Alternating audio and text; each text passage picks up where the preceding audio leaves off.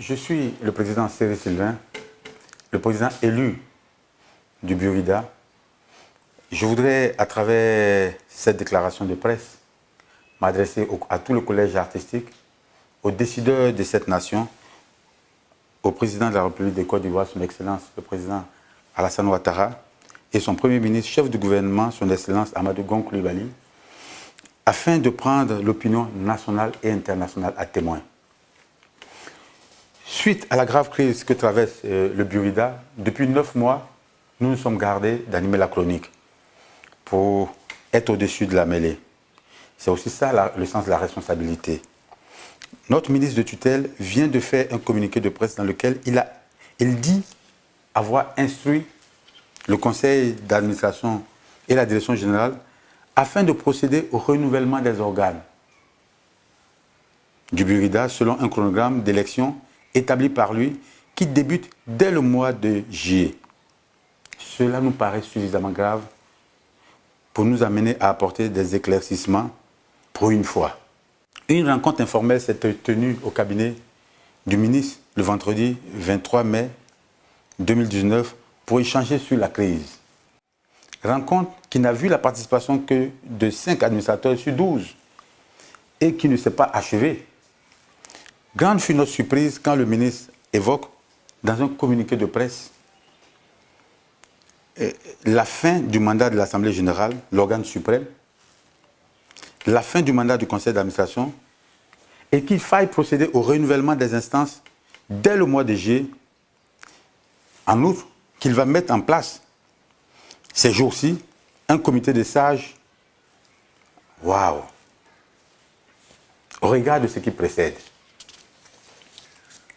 Primo, nos textes actuels qui fondent le Burida ne prévoient pas de comité de sages.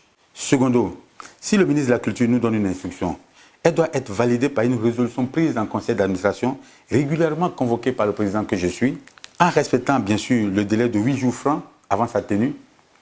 Et puis, en cas de refus de ma part, le conseil peut être convoqué par les 2/3 des membres. Donc, le ministre sait le fonctionnement d'un conseil d'administration puisque lui-même, il a été PCA de la RTI et PCA de la Poste.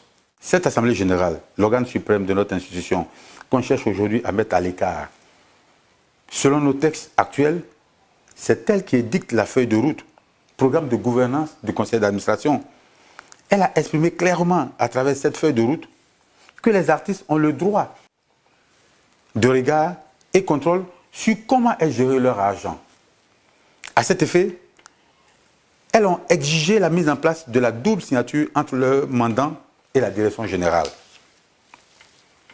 Cela a toujours été ainsi. Tous mes prédécesseurs ont contresigné les chèques.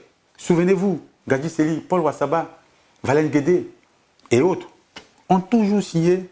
Donc comment comprendre qu'aujourd'hui, depuis 8 ans, une institution financière comme le Burida ne fonctionne qu'avec la signature unique? Même une coopérative de village a 2 signataires. Pire, il n'y a même pas de rapprochement bancaire. S'il y a une signature unique, il faut à l'opposé, au moins, un rapprochement bancaire pour opérer le contrôle. Il y a de réels problèmes de gouvernance dans cette maison. La cerise sur le gâteau, une structure importante comme le Burida, n'a même pas de règles de gouvernance consignées dans un manuel de procédure. Pour tout ce flux financier à disposition, aucune règle n'est mise en place pour l'utilisation de ces fonds.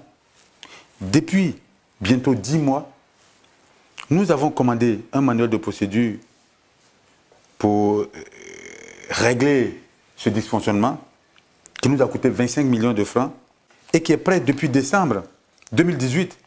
À ce jour, la direction ne l'a pas encore validé.